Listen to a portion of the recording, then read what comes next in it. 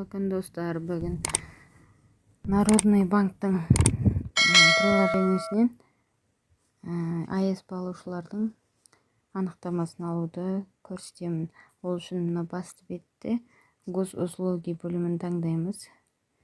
Жана осы жерде өздөрүңүздүн авторизацияларыңызды өтөсүздөр.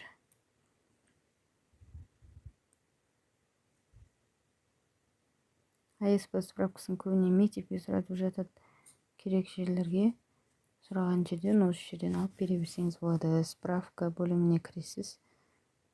Және осы жерде статус получателя АЭС. Эгер сиз бурун адресная социальная помощь, яғни АЭС алуучу болсаңыз, осы жерден справкаңыз чыгат. Алуучу болмасаңыз да алмайды деп чыгады.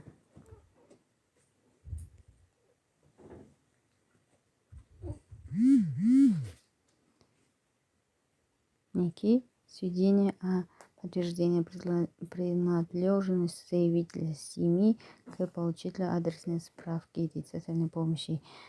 Предоставленный деп не является маған, ондай алмағансын не является дейді. Ал егер сіз алып жүрген болсаңыз, алушы деп шығады. Және осыны поделиться деп кез келген керек жерге через WhatsApp или почталарға жібере аласыз.